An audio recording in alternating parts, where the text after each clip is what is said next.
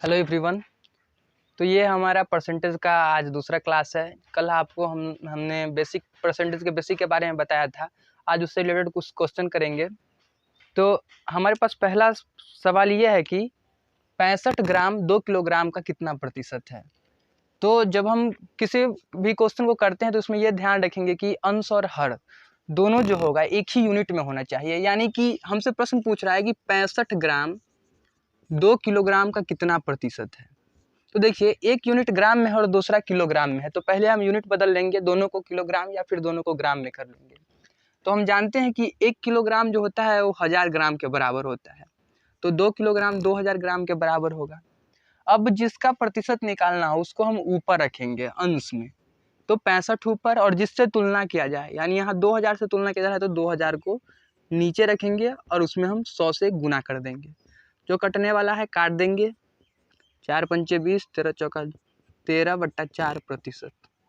ये हमारा उत्तर हो गया। तो अब हमारा अगला सवाल है कि किसी व्यक्ति के वेतन में 20% का वृद्धि होता है तो उसका वेतन 24,000 रुपये हो जाते हैं। तो बताइए कि उस व्यक्ति का मूल वेतन क्या था। तो देखिए, इस सवाल को करने के लिए हम दो तरीके से कर सकते हैं, एक अलजेब्रिक मेथड और दूसरा एकिक नियम के मेथड से। पहले मैं अलजेब्रिक मेथड से करके दिखाता हूँ। तो इसमें आपको मानना पड़ेगा कि माना कि उसका प्रारंभिक वेतन जो था वह था 100 रुपया। तो अब जो नया वेतन है वो x में 20% की वृद्धि हो गई है। तो यानी कि नया वेतन जो है वो हो गया है x जोड़ x के 20% के बराबर। यानी कि इसको अगर हम सोल्व करें तो x प्लस x गुने 20/100। 20 देखिए ये हो गया x गुने 20/100 यानी 20 से 5 मरतबे कट गया। तो ये इसको हम आगे लिखे तो हो जाएगा x प्लस x/5। यहाँ से हम बट्टा पर का जोड़ कर लेंगे तो ये हो जाएगा 5 का 5 x प्लस 5x यानी कि 6x/5 जो कि दिया गया है 24,000 के बराबर। तो यहाँ से अब हम x का वैल्यू निकालना चाहे तो x बराबर हो जाएगा 5, इधर भाग में है दूसरे तरफ गया तो गुना हो जाएगा 24,000 गुने 5 बटा 6, इधर गुना में तो इधर भाग हो गया। तो 6 से 4000, 4000 पंचे 20,000, इसका उत्तर हो गया। अब हम इसी को दूसरे मेथड से यानी जो एकिक नियम होता है उससे हम बना के दिखाते हैं। तो देखिए, मान लेंगे कि उसका जो वेतन पहले x था उसको अब x न मानकर यूनिट में मानेंगे, 100 मान लेंगे। तो उसका वेतन जो पुराना वेतन था वो हो गया 100 रुपया। अब उसमें 20% का वृद्धि हुआ है यानी कि 100 जोड़ 100 का 20%। तो इसको हम सोल्व करें तो हो जाएगा 100 प्लस 100 गुने 20/100 यानी कि अब 100 से इसका वेतन बढ़कर हो गया है 120 रुपया। तो हमारे पास दिया गया है कि इसका जो वेतन है नया वेतन वह 120 रुपये यहाँ से मिला है और सवाल में दिया गया है 24,000 यानी कि 120 रुपया 24,000 के बराबर है। तो हमको पुराना वेतन यानी 100 का मान निकालना है।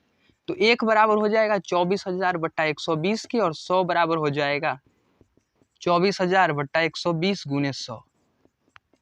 यहाँ से भी सोल्व करें 20 पंचे 100, 20 छक्का 120, 100 6 से 4000 यानी कि 20,000 हमारा उत्तर हो गया।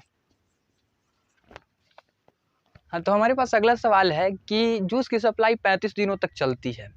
अगर खपत में 40% की वृद्धि कर दी जाए तो वह सप्लाई कितने दिनों तक चलेगा। तो देखिए, इस प्रश्न को करने के लिए हम क्या करेंगे, हमारे पास दिया गया है कि जूस का जो सप्लाई है वह 35 दिनों तक चलता है, 35 दिनों तक चलता है। और अब हमारे पास जो अगला दिया गया है ये कि उसके खपत में 40% की वृद्धि कर दी गई। तो मान लेंगे कि जो पुराना खपत था वह था 100 यूनिट यानी कि 100 यूनिट खर्चा होता था एक दिन में, 100 यूनिट प्रतिदिन।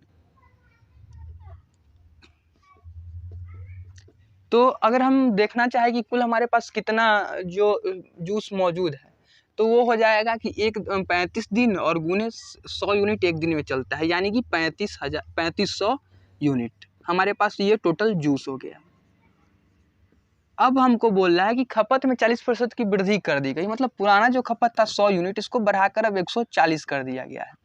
तो बताइए कि कितने दिनों तक चलेगा। तो हमारे पास कुल जूस है 3500 यूनिट और एक दिन का खर्चा है 140 यूनिट। तो कुल कितने दिनों तक की संख्या हमको निकालना है। तो कुल में हम भाग दे देंगे एक दिन के खपत से, तो हमारे पास उत्तर जो है सो प्राप्त हो जाएगा।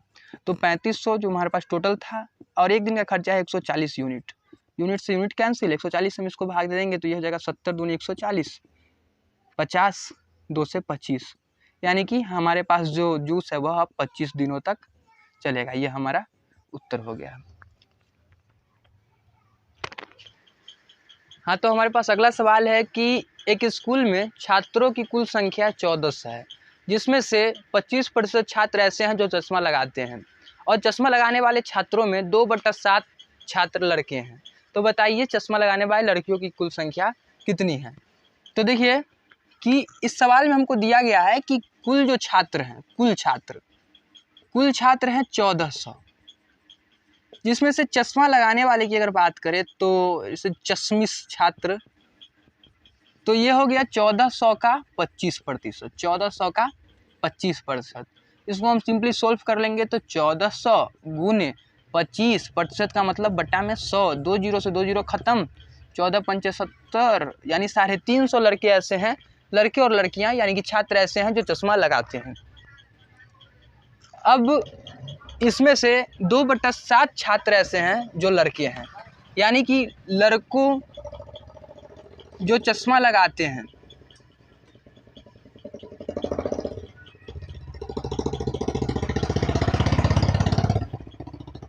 ये जो संख्या हो गया वो हो गया 350 का 2/7, यानी कि 7 से 50 यानी 100 लड़के, 100 लड़के ऐसे हैं जो चश्मा लगाते हैं। तो पूछ रहा है कि लड़कियों का संख्या, तो जो अभिष्ट संख्या है जो हमको ज्ञात करना है तो है लड़कियों का संख्या। तो ये हो जाएगा जो कुल छात्र जो चश्मे लगाते हैं यानी कि 350 घटाओ जो छात्र हैं उनमें से लड़के हैं यानी -100, यानी कि 250 ऐसे छात्र हैं जो लड़कियां हैं और चश्मा लगाती है। तो हमारे पास अगला सवाल है कि किसी बक्से में 100 नीले गोले हैं, लाल गोले की संख्या 50 है और 50 काले गोले हैं, जिसमें से 25% नीले गोले को निकाल दिया गया और 50% लाल गोले को निकाल दिया गया। तो हमसे पूछ रहा है कि बताइए काले गोले का प्रतिशत अब क्या है। तो देखिए संख्या में कुल 3 तरह के गोले हैं, एक नीले, दूसरा लाल और तीसरा काले गोले, जिसमें से नीले गोले की संख्या है 100 और लाल गोले की 50 और काले गोले की 50। अब इसमें से कह रहा है कि नीले गोले की संख्या 25% नीले गोले को निकाल दिया गया, यानी कि 100 का इसमें से घटा दिया गया 100 का 25%। तो 100 का 25% हमको निकालना है तो 100 का मतलब गुना, प्रतिशत का मतलब बट्टा में 100, यानी कि 25 गोले को निकाल दिया गया। तो हमारे पास अब जो कुल गोले बचे हुए हैं 75 कुल नीले गोले। अब हम लाल गोले को देखो तो उसमें से 50% लाल गोले को निकाल दिया गया है, यानी कि इसमें से घटा दिया गया है 50 का 50%। इसको हम सोल्व करें तो 50 गुने 50/100, यानी कि 50 दूनी 100, 2 से 25, यानी कि 25 लाल गोले को भी निकाल दिया गया है, यानी 50 में से 25 गया तो 25 गोले हमारे पास अभी लाल रंग के हैं और काले गोले की संख्या को ऐसे ही छोड़ दिया गया है। तो पूछ रहा है कि काले गोले का क्या प्रतिशत है। तो देखिए हमको जब प्रतिशत निकालना हो तो जिसका प्रतिशत निकालना हो उसको हम अंश में रखते हैं, जिसका प्रतिशत निकालना हो, और कुल को नीचे रखते हैं और उसमें 100 से हम गुना कर देते हैं। तो देखिए हमको जिसका प्रतिशत निकालना है यानी काले गोले को, तो काले गोले हमारे पास 50 हैं और कुल गोले हो गए 75 जोड़ 25 जोड़ 50, 75 नीले गोले, 25 लाल गोले और 50 काले गोले गुने 100, यानी कि 50 बट्टा 75 25 100 50 150 गुने 100, तो 50 या 150 यानी 100/3%, यह हमारा उत्तर हो गया। तो उस बक्से में काले गोले की कुल संख्या है 100/3%। हमारे पास अगला प्रश्न है कि किसी स्कूल में 3 सेक्शन में बांटा गया, एक ए, एक बी और एक सी, जिसमें से कुल विद्यार्थी के 40% को ए ग्रुप में और बचे हुए के 75% को बी ग्रुप में डाला गया। तो सी ग्रुप में टोटल 12 बच्चे गए। तो बताइए कि कुल कितने विद्यार्थी उस स्कूल में ग्रुप को के लिए आवेदन किए। तो देखिए हमारे पास दिया गया है कि कुल विद्यार्थी का 40%, यानी कि कुल का मतलब होता है 100%, तो यानी 100% का 40%, यानी 100 में से 40, तो 40 बच्चों को किस ग्रुप में भेजा गया, ए में। और आगे कह रहा है कि शेष बचे का 75%, तो शेष बचा 60% और 60 का 75%, तो 60 गुने 75/100 यानी 3 4 4 से 15 यानी कि 45। तो ए मिला 40 को, बी मिला 45 को और बचे हुए को सी मिला, और इसमें से जो बच गया उसको सी मिला। तो टोटल हम जानते हैं टोटल 100 के बराबर होता है, यानी कि ए जोड़ बी जोड़ सी बराबर होगा 100 का, जिसमें से ए को मिला 40 और बी मिला 45। तो बी 45 कहाँ से आया? तो शेष ए को मिला 40 और शेष का 75%, तो शेष बच गया 60, 60 का 75% यानी 45 बी को, और बाकी सी को। तो 40 जोड़ 45 जोड़ सी बराबर 100, यानी सी बराबर 100 घटाओ 40 जोड़ 45, तो सी बराबर 100 घटाओ 85 यानी कि 15। तो ये देखिए ए हो गया 40 यूनिट, बी हो गया 45 यूनिट, तो सी हो गया 15 यूनिट। अब बोल रहा है कि सी जो है यह 12 है, मतलब सी में आवेदन करने वाले छात्रों की संख्या 12 है, यानी कि 15 यूनिट हो गया 12 के बराबर। तो पूछ रहा है कि कुल कितने के बराबर होगा, यानी कि 100 यूनिट किसके बराबर होगा? तो 1 यूनिट हो गया 12/15 के बराबर, तो 100 यूनिट हो जाएगा 12/15 गुने 100। 3 चौका 12, 3 पचे 15, 5 से 20 यानी 20 चौका 80, यानी कि कुल आवेदन किए गए छात्रों की संख्या हो गई 80। अब हमारे पास अगला सवाल है कि किसी विवाह समारोह में 32% महिलाएं, 54% पुरुष हैं और 196 बच्चे हैं। तो बताइए कि उस विवाह समारोह में कुल कितने व्यक्ति ने भाग लिए थे? तो देखिए, तो हम जानते हैं कि कुल का मतलब होता है 100%। कुल का मतलब 100%। इसको 3 हिस्से में बांटा गया है, एक महिला, एक पुरुष और तीसरा बच्चे, जिसमें से महिला हो गया 32%, 32% हो गया महिला। पुरुष हो गया जो है पुरुष 54%, ये 54% हो गया पुरुष। और जो बच्चे हैं, तो बच्चे का तो हमको तो पता नहीं कि बच्चे कितने प्रतिशत है, लेकिन बच्चे का संख्या पता है कि ये है 196। तो हम इससे यहाँ से बच्चे का संख्या निकाल सकते हैं, बच्चे कितना प्रतिशत है। तो महिला जोड़ पुरुष जोड़ बच्चे तीनों मिलाकर है 100%, जिसमें से महिला है 32% जोड़ पुरुष है 54% और बच्चे पता नहीं, बराबर 100% के। तो इसको जो ऐड करेंगे 4 2 6 5 3 8, 86% जोड़ बच्चे, ये हो गया 100% के बराबर। तो बच्चे हमारे पास हो गए हैं 100% घटाओ 86% यानी कि 14%। और ये दिया गया है कि 14% बराबर है 196 के, 14% बराबर है 196 के। तो 1% बराबर हो जाएगा 196/14। तो हमको 100% निकालना है, तो ये हो जाएगा 196/14 गुने 100, यानी 14 से 14 14 196 नहीं, कुल भाग लेने वाले कुल हो गए 1400। तो हमसे आगे सवाल में पूछ सकता है कि, तो हमसे सवाल में पूछा क्या है कि विवाह में भाग लेने वाले पुरुषों की कुल संख्या कितनी हो गई? तो देखिए, पुरुष का जो है वह है 54%, कुल 1400 है, तो 1400 का 54% हम निकाल देंगे, हमको उत्तर प्राप्त हो जाएगा। तो ये हो गया 1400 गुने 54, 14 चौका 56 का 6 5, 54 से 70 5 75, यानी कि 756 पुरुष विवाह में कुल भाग लिए थे। ये हमारा उत्तर हो गया। नहीं तो आप चाहे तो डायरेक्ट यहाँ पे भी 100 के जगह पे डायरेक्ट 54 लिख के आंसर ला सकते हैं। डायरेक्ट यहाँ 100 को रिप्लेस कर देंगे 54 से, तो हो जाएगा ये 196/14 गुने 54। तो 14 से 14, फिर 14 चौका 56 का 6 हासिल 5, 14 पंजे 70 5 75, यानी कि 756 पुरुष। फिर भी आपको उत्तर मिल जाएगा। अगला सवाल है कि 0.6 और 0.6% में कितने का अंतर है? तो देखिए, हमसे पूछ रहा है प्रश्न कि 0.6 और 0.6% में कितने का अंतर है, यानी कि इसमें से इसको या इसमें से इसको घटाना है।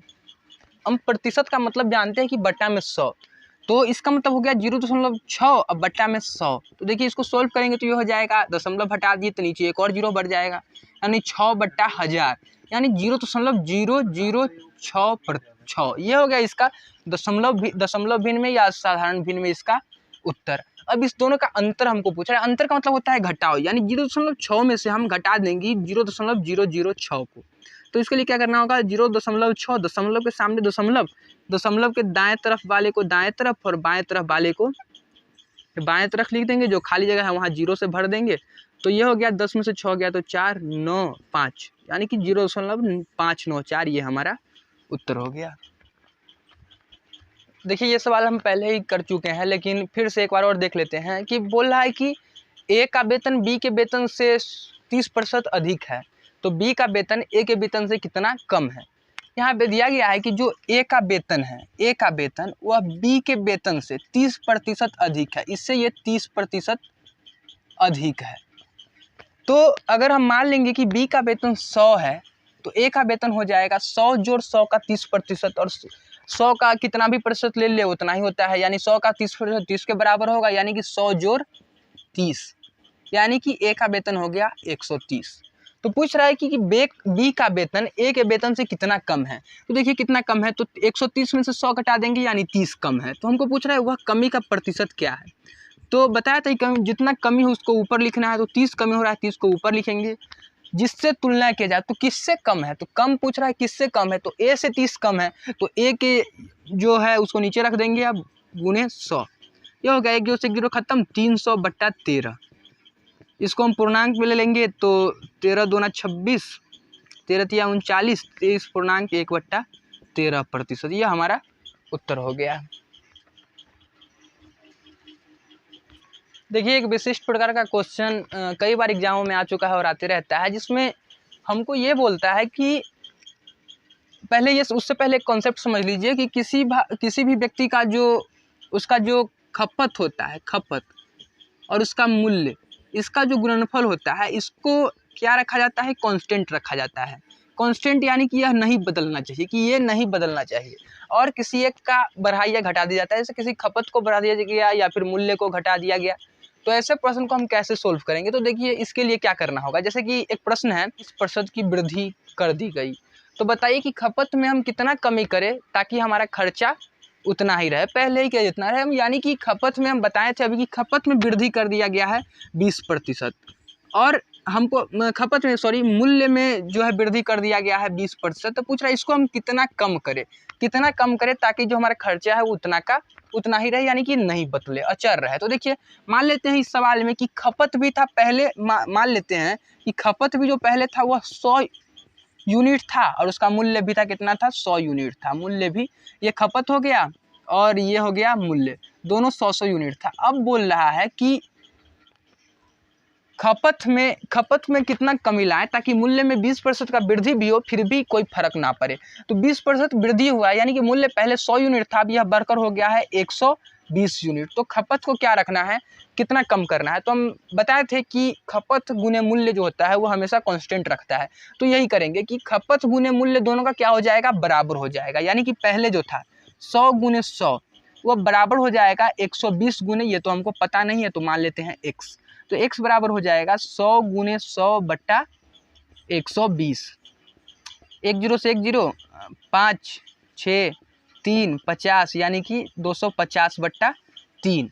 तो बताइए कि कितना प्रतिशत की खपत में कमी की जाए। तो पहले था 100 और उसमें से अब कर दिया गया है 250/3।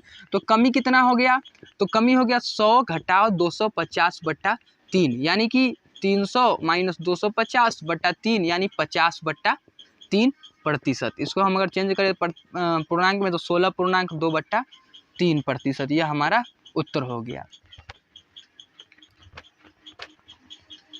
तो अब हमारे पास अगला कॉन्सेप्ट ये है कि किसी वस्तु का प्रारंभिक मूल्य में कुछ प्रतिशत की कमी कर दी जाती है, तो अब उसको कितना प्रतिशत बढ़ाया जाए ताकि प्रारंभिक मूल्य हमको प्राप्त हो जाए।